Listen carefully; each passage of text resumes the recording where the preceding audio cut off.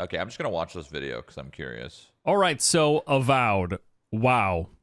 Just wow. I didn't really have many expectations going into this one. From the little gameplay footage that I'd seen over the years, nothing about the game was really hooking me or leaving me with much anticipation. But man, after playing this game, it's an entirely different story. This feels like a condensed, more jam-packed take on Skyrim. Imagine if you took Skyrim and put it in one of those vacuum seal bags. You just sucked all the air out and squished everything together. That's what Avowed is like. There's little in the way of open expanses for you to wander through, sure, but instead what you're left with is points of interest, camps, huts, enemy outposts, caves. There's just stuff to see and do everywhere you turn. And I'm comparing it to Skyrim because there's some obvious connections between the two, but I don't quite think it's going to reach the heights of Bethesda's masterpiece. However, nevertheless, even just from my early preview of the game, I'm pretty confident that Obsidian has built something worthy of praise here. While it is smaller in scope, Avowed still manages to deliver a sense of exploration and discovery in a fantasy setting infused with Obsidian's charms, loaded with secrets, puzzles, and loot to be found, interesting characters and places to discover. I don't know, man. I'm just impressed, frankly. I really enjoyed what I've seen thus far, to the point that Avowed is now one of my most anticipated games of next year. I liked it that much.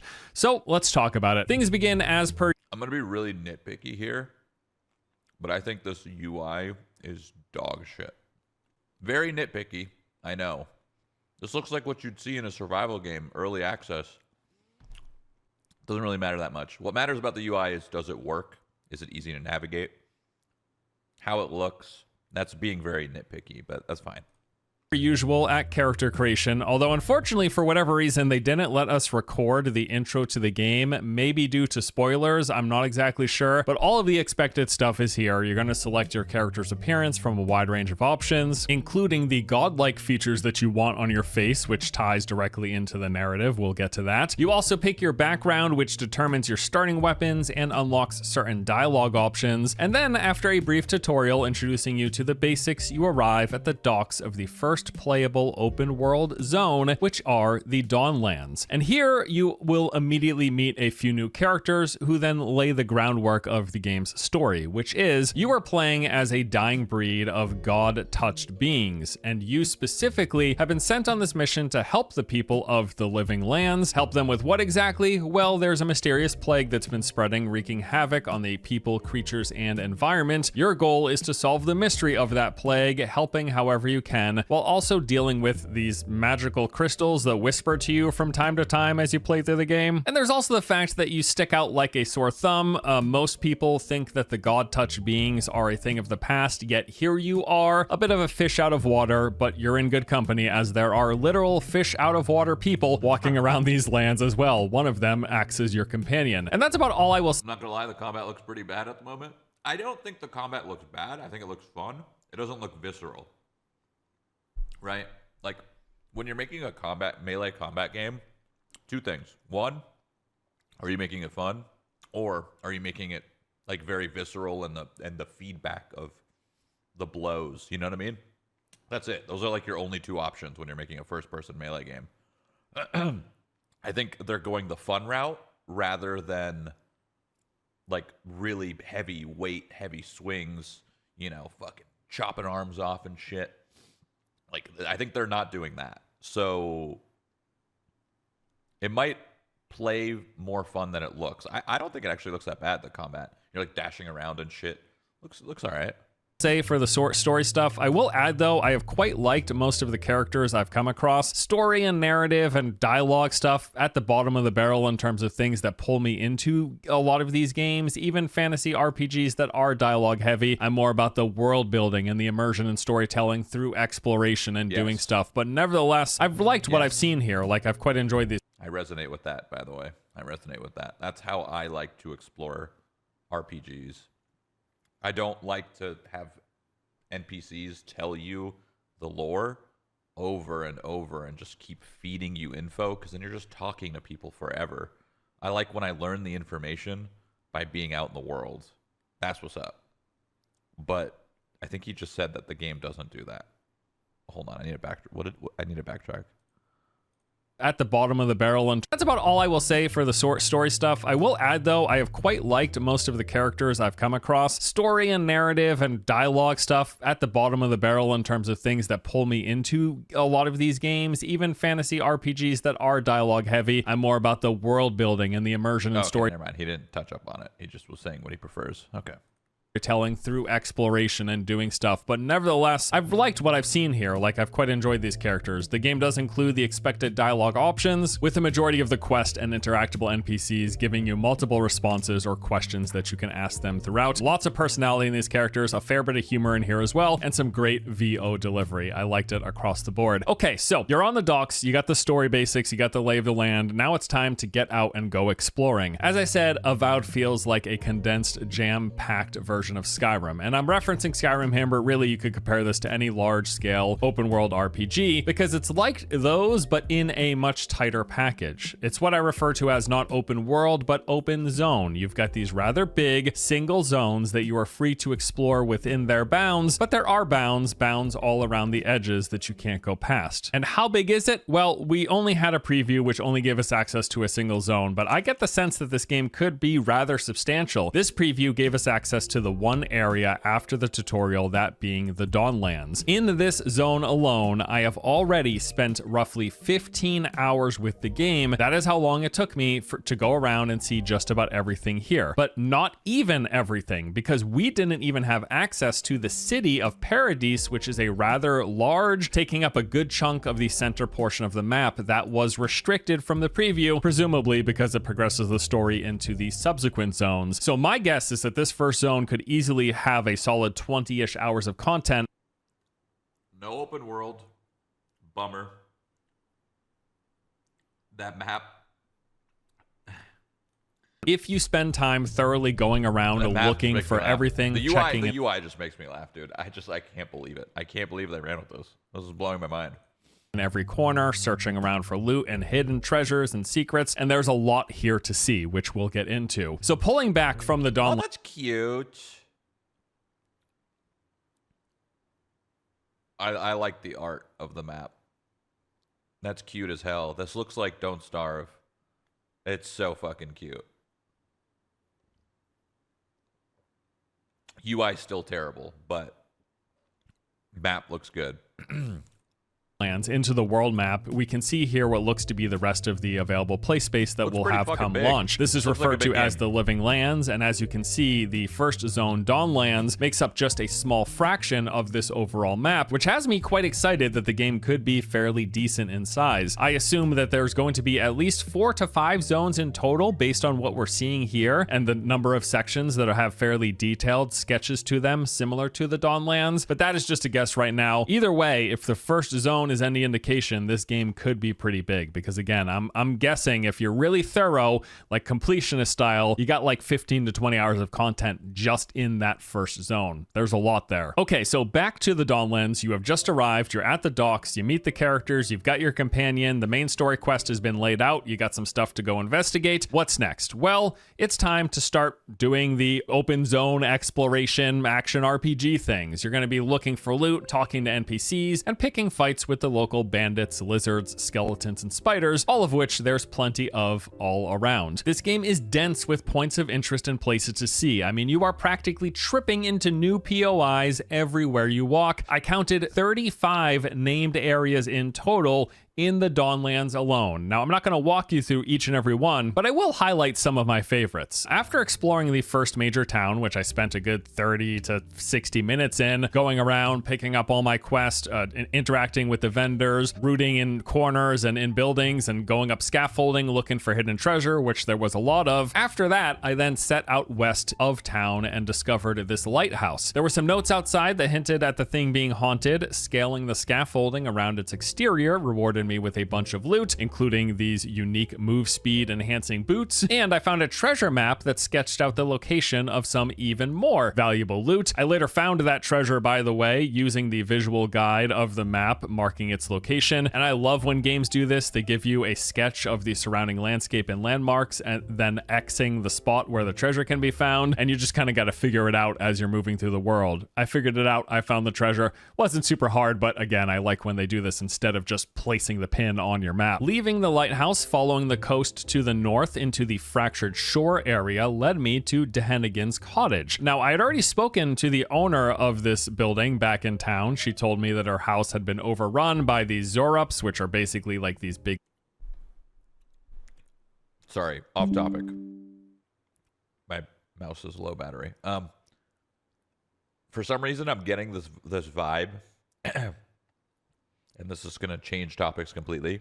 But for some reason, this game looks like if Baldur's Gate was in first person, visually, I mean, how cool would a first person mod in Baldur's Gate be? Imagine if someone took Baldur's Gate 3, made it first person, and managed to take that whole world that's like over the top, and now you're playing in a different style. That would be fucking insane. There is one, okay, but like it's probably jank. I mean like when it's like money, you know? No turn-based, pure action combat. They take Baldur's Gate 3 and they make it first person. I'm saying get rid of the turn-based part, because that's the part, like you can't do, like turn-based first-person combat does not work that great. Third person, sure, like Knights of the Old Republic or whatever, fine. But I'm talking about like turning Baldur's Gate 3 into a full-on first-person action RPG. That'd be so cool. It would be so fucking cool. Anyway. This game doesn't seem bad so far. Like, honestly, it seems all right, which is good. That's a good thing. Lizard people. Because there's still 3 months, right? The game hasn't gone gold. And she was right. They had set up camp all around the rock islands leading towards her home, with even more found inside. I cleared the cottage, but something didn't quite seem right with a painting on the wall depicting lizard people holding hands and dancing with humans. Seems like there's something more to this, and there was in fact, but I won't spoil it. Fast forward after a bit more exploration, managing around with loot and doing my inventory and hanging out and chatting with my companion. Crafting? I then stumbled across this old fisherman's hut with a note inside warning us to avoid a nearby cave, as something dangerous was lurking inside. So of course I immediately seek out that cave, finding one right around the corner. Stepping inside of the ruinous caverns, I was then introduced to my very first dungeon. There's many of these scattered throughout the game, presumably. I have already found 3 in this first zone. This one was a cave system chock full of spiders. Traversing deeper inside eventually led me to my first real boss encounter against a rather large spider queen. This was a pretty tough fight, actually. I ended up dying during it in attempt number 2. The Spider Queen was dead, and I was rewarded with a new unique armor piece as a result, which I think I'm still wearing 15 plus hours later. There's also an old cemetery that's being ransacked by grave robbers. There's abandoned ruins full of booby traps, ghosts with some valuable treasure up top. There's a massive subterranean temple that's loaded with enemies, puzzles, bosses, a nefarious NPC who's got some ulterior motives, and a shrine to one of the old gods. And that is so just weird. 6 of the, count them, 35 named points of interest in the Dawnlands alone. Like I said, there's a lot here. You are practically tripping over interesting locations at every turn. And as you've probably noticed as well in the footage you've seen thus far, the game leans heavily into thoroughly exploring these places. There's stuff to find everywhere. While you're moving through the world, you're gonna see in every corner these winding paths, ledges and scaffolding to climb, hidden rooms that you gotta try to figure your way into, and all of these inevitably lead to something, some valuable loot or treasure chest or unique item. And they give you a ton of reasons to check in every corner and around every bit of this environment for that very reason. Just about everywhere you look, where you think there might be something, there's probably something, including behind quite a few waterfalls. Make sure you're checking back there. You can mantle onto most everything in the environment. There are a few exceptions, some buildings and some mountainous areas you can't, and then all around the parameter of the mountainous region on the edge of the zone, you can't go up that, but everything within it is pretty much free reign. The world is chock full of breakables, including many different different contextual barriers that you can do something to bypass. You've got basic breakable objects like crate and barrels, which you'll sometimes find resources, currency, or consumables inside. But then you've got things like weak walls that can be blown open or smashed through with certain heavy hitting attacks or charges. There are webs and other organic type barriers that can be burned through. There are grates that can be frozen to weaken their integrity, and which then allows you to break them. You can freely swim in any of the bodies of water. Many times you're going to find resources, chests, or even hidden caves underneath some of these locations. You can even freeze water anywhere, which creates a temporary platform. You're going to find things like these rock formations out in the ocean that can only be accessed this way, and a lot of these formations have some loot. So you want to freeze, make your pad, jump up, collect the loot. There are special generators that need to be struck with some form of electricity in order for you to activate them, often opening doors or secret areas. Yeah, lots of I will say this looks a lot better than Dragon Age. So that's exciting. Dragon Age was a little rough.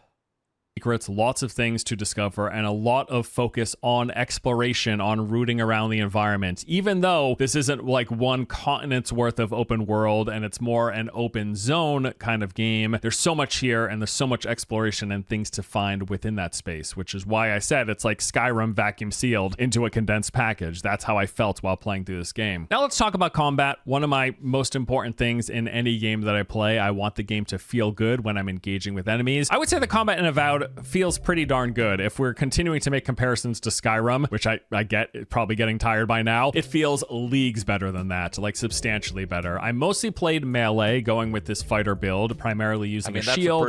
Skyrim's a pretty low bar. I feel like to compare to Skyrim is kind of... That game's so old. You know what I mean? Like, most games coming out now should be better than Skyrim, combat-wise. Maybe not like world building and all that, because that's kind of timeless, right? World building, stories, exploration, like all of that's timeless. But combat, like the first thing you do in Skyrim is download mods to make the combat better, right? But I wouldn't really be comparing to Skyrim, but I get why, because it's an Obsidian game. Fantasy, melee driven. I mean, what's the best comparison to that? I mean, who's done it the best? Skyrim. So I get it. But it's obviously going to be better.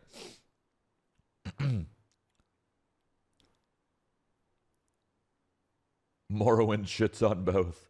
Nice. Well as a one-handed weapon, although I was starting to make use of ranged more often, using muskets and pistols later on into my session. Everything here has a nice sense of impact, good sounds, good animations, enemies responding to being struck. All around, I think the combat felt good. You've got basic attacks as well as heavy variations. You can block, dodge, and parry, and the whole combat dance revolves around balancing your attack cadence to manage a stamina meter that you don't want to overcommit, because then you'll be drained. So it's all about dealing some damage, then avoiding enemy attacks by either blocking, dodging, or parrying, and then doing a counter, all while trying to make sure you do not deplete your stamina, because that puts you out of commission waiting for its recovery. Enemies have some sort of a stagger bar as well. You build this up, and when it's full, any attack you perform will then give a big, heavy damage dealing combo. Crouching will put you into stealth, which allows you to perform sneak attacks from behind if you remain undetected. The game's got a built-in self-revive called Second Wind. Basically, you can use this once per fight, as it's on a big cooldown, but it gives you a second opportunity. Your primary resource is this thing called Essence. It is spent whenever you cast special abilities or spells. If you're playing like a caster class, they do have mages in this game. For me, my main spell that I was using this on was Charge. Essence can be refilled with consumables, but then also when you kill enemies,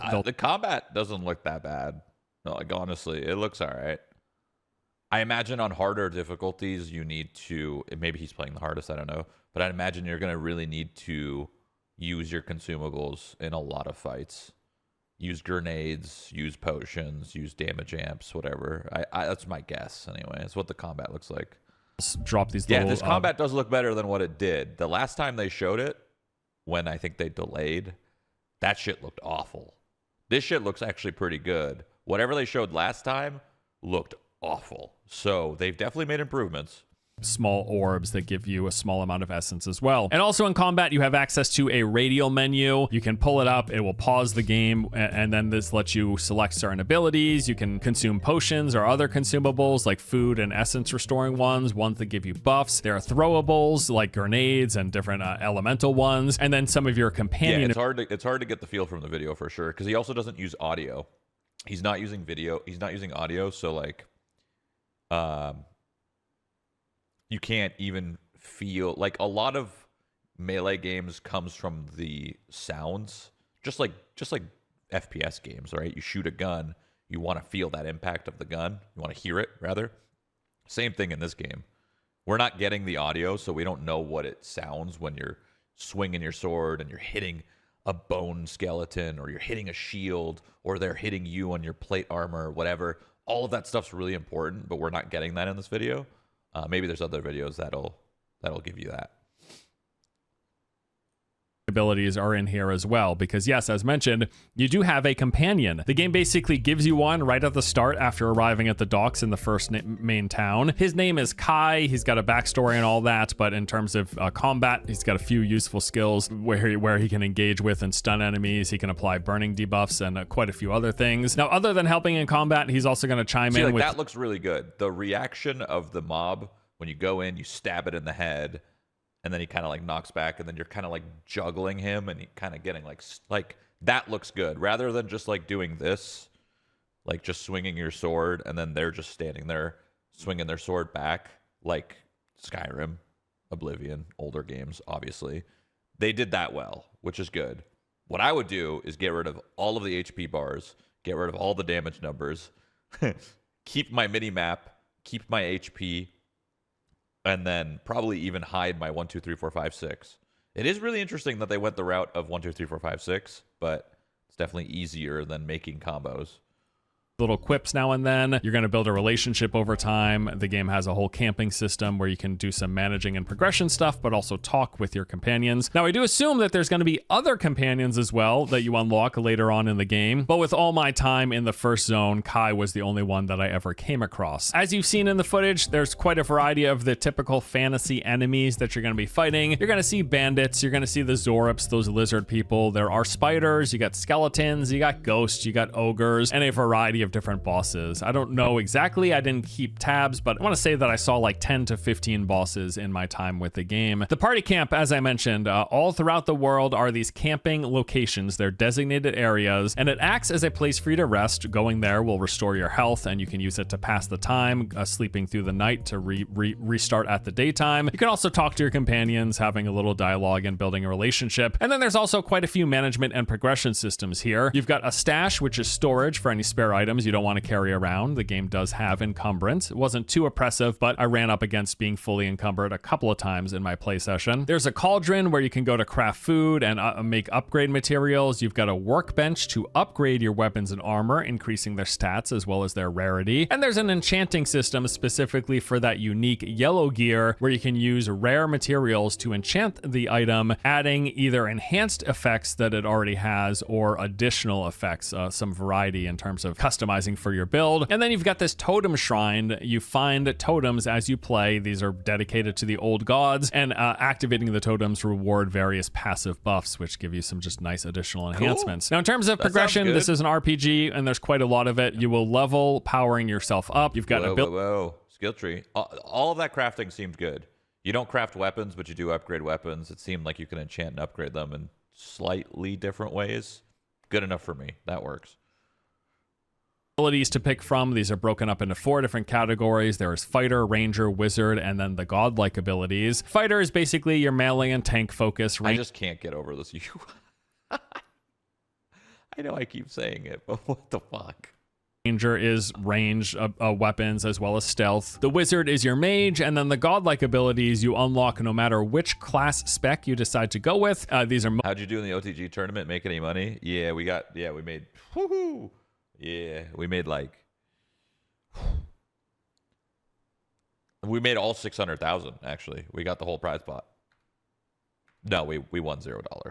mostly tied to the main story quest. You start off with Backstab as your first godlike ability. The next one that I unlocked was this AoE damage and heal ability, and then I also got a passive HP boost as well. It looks like, based on what I see here, there's going to be 4 additional active and passive skills that you unlock later on. I should note that you can mix and match as you please from the 3 different class trees, however you like. For example, I started as fighter, but I eventually picked up a few skills in the ranger tree, mainly increasing my one-handed damage since I was using a lot of one-handed melee weapons. There are both active and passive skills in those trees, and each skill has multiple ranks you can increase. You unlock more of them as you progress every 5 levels. And then there's also a whole section for abilities that you unlock for your companion. Also, when you level up, you get character stat increases called attribute points. These consist of 6 categories. There is might, constitution, dexterity, perception, intellect, and resolve. You start out with a certain distribution of these based on whatever you picked during character creation, and then for every level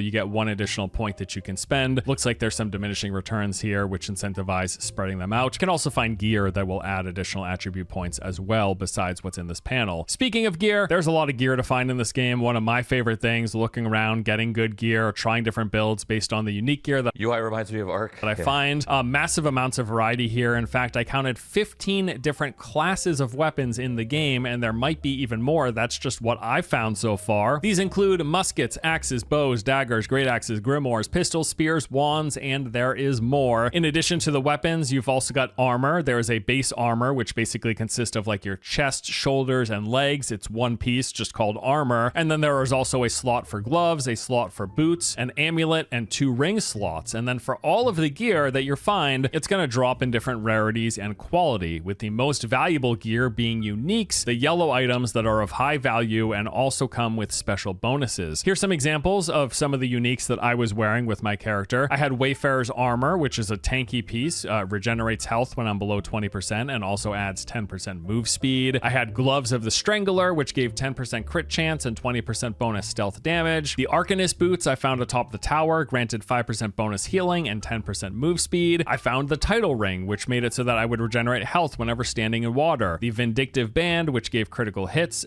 making them deal poison damage. My one-handed sword was Last Light of... I love that almost all of these items do something unique.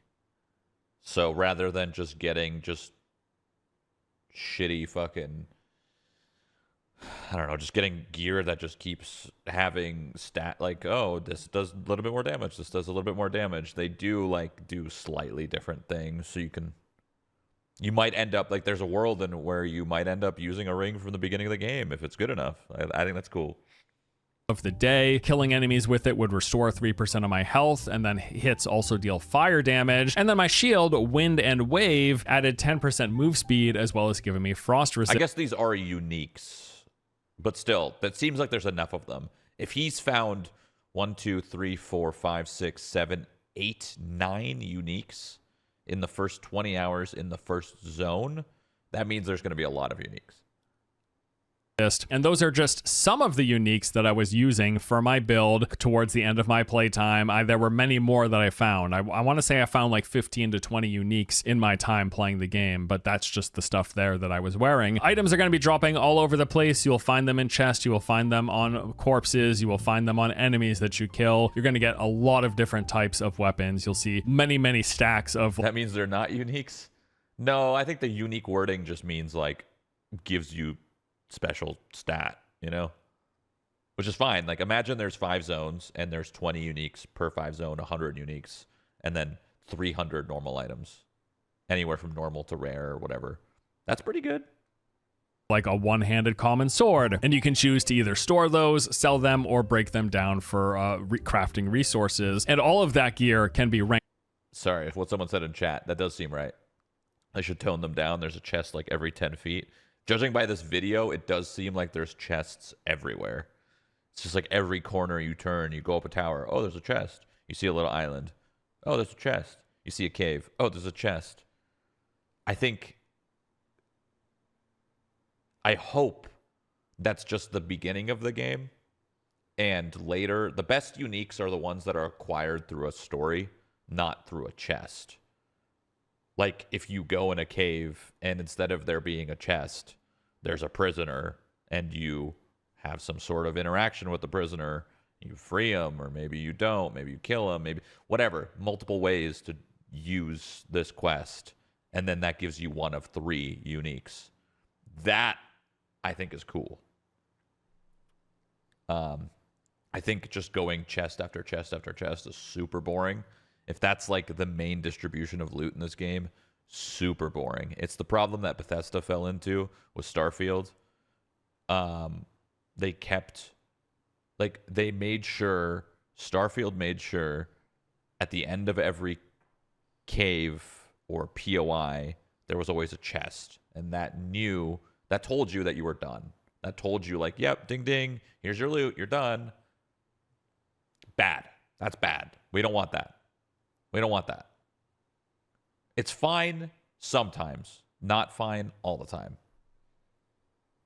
Ranked up and enchanted as well, making it stronger, moving it through the tiers. Skyrim had that too, no? Yes and no, though, because Skyrim had, it didn't just have that. Skyrim had, sometimes you'd go in a cave and you'd have, you know, a dragon word, right? You'd go get the dragon word. Great. That's all that it rewarded you. Sometimes you'd go in a cave and there'd be a boss. Great. That boss would drop a unique item. Sometimes you'd go in a cave, there'd be a chest, or maybe there'd be an item, like a loose item that's hanging on a wall, or, you know, in a pedestal. You know what I mean? Like, Skyrim is good in that regard because every time you went and did different things, sometimes it'd be through a quest, right?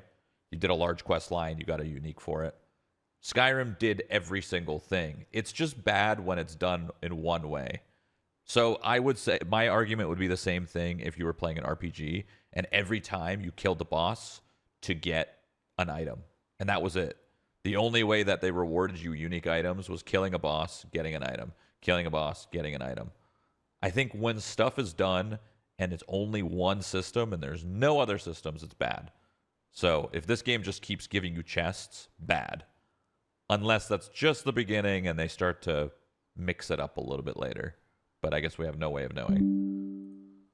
Increasing its quality and rarity. Okay, so that is the recap. Let's go on to my thoughts of the game thus far. In general, as I covered at the top, I really like what I've seen of Avowed. I'm thoroughly enjoying this game. The amount of detail packed into every corner of the world. I love the loot. I love finding yellow unique gear with the bonus stats. It's exciting every time I get a new piece. I think the combat feels solid. Like I said, melee combat in particular is leagues better than it was in Skyrim. Visuals of the game overall I find quite pleasant. I do like the fact that they went rather bold with their coloring. This is especially good looking when it comes to nighttime. Many of the plants in the environment have this bioluminescent glow, which just looks really, really cool. The game is also really polished from what I saw. In fact, I don't think I encountered a single major bug or glitch in my whole time of playing. I really like most of the character NPCs that I've come across, and again, that's like low priority for me, but what I saw was pretty good. The game seems like it's going to be pretty big if that first zone was any indication, depending on the number of zones that they have. We're looking at potentially many hours of exploration here, which I'm excited to see how that pans out at full release. Also, quite a lot of funny moments. Like, for example, one of my early companions, after coming up on shore shipwrecked, I jumped in the water. I was just looking for loot or something, and my companion was like, you're gonna go swimming after everything that's happened? Because yeah, my ship just crashed and I was washed ashore. But yeah, it is strange that I wanted to go back in the water, right? Maybe I wanted to rinse off. Or at one point I came up to a pyromancer who was tinkering with a spell and then proceeded to blow himself up. Yes, they'll never stop me.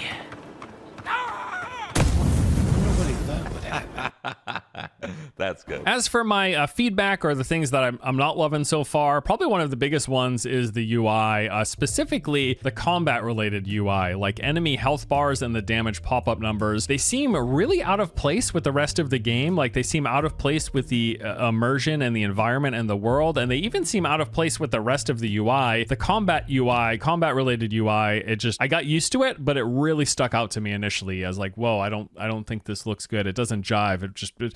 Something wasn't clicking with me. I also don't love that as the main character, you have to have this fungal stuff on your face. It's part of the godlike attributes. Now, you can hide it so that you don't actually see it on your character, but it's part of the narrative of you are a god touched, and other people notice that you're a god touched because you've got like basically a coral reef growing out of your face. You can't not have it. You have to have some variation of it. You can just hide it so that you don't see it. But yeah, I was like, okay, whatever. Performance, gotta say, was a bit all over the place. This is also probably one of the bigger negatives. The first day of playing, playing, it was rather choppy. The frame rates they stayed high. Like, I think I was still hovering between 90 and 120, but it was fluctuating a lot. And that's just as bad as being like it's not as bad as fluctuating at a low frame rate. Like, it'd be way worse if it was like going into the 20 FPS, right? But it stayed high, but it was really, really fluctuating. I didn't love that. Now, on the second day, I tried enabling DLSS, and that basically fixed the issue. It was pretty smooth from there on out, but it would be preferable if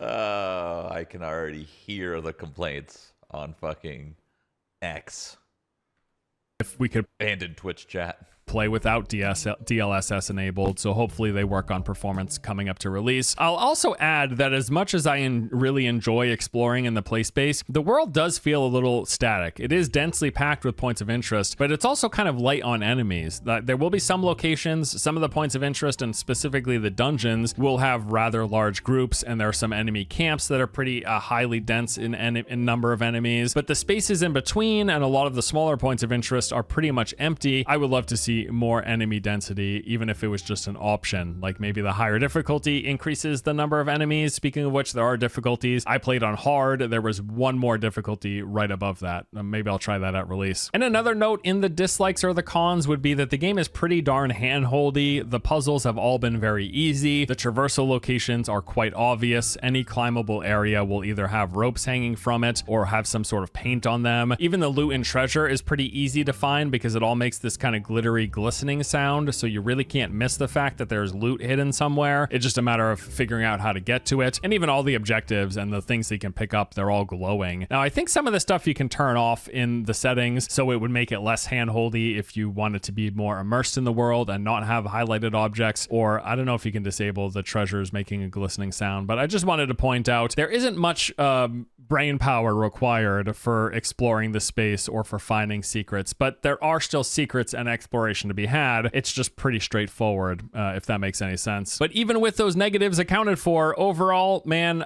I really like Avowed. Like, I am so pumped. Yes, it's one of my most anticipated games now of 2025 after just playing this intro. Loved what I saw, loved the open world, loved the combat, loved the exploration, loved the character building, loved the points of interest, loved it as an RPG. Just so much I loved across the board. I think this game is great, and I cannot wait for its full release. Really keen on this. All right, well, that about does it for my preview of Avowed. That was a good preview / review, I guess. Seeing a lot of questions, so I figured I'll answer some. Yes, there's a third-person camera. It's a toggle option in the menu. I tried it briefly, preferred first. Seemed fine, though. No enemy respawns from what I saw. There could be some mechanic later on, but every POI remained empty. Interesting. No respawn at all. Okay. The UI is indeed off-putting. That was my initial reaction, at least. Well, he did say that. I don't think he needed to write this. That was at the end of the video. That was a good preview / review. I was genuinely a little worried about the game after what we saw earlier, like the first time around when they showed their footage. It looked awful. This looks a lot better. Like, judging by what I just saw, easily it's gonna start 7.5 out of 10 for sure. Easily. I could just tell right off the rip it's gonna start there, and then it's a matter of the whole journey of the game. Did you feel immersed? Did you feel like the quest lines were good? Did you feel like the development of your character was good? All those things are just going to tack on points or minus points. But it actually looked like a decent fucking game, which is exciting because I am actually looking forward to it.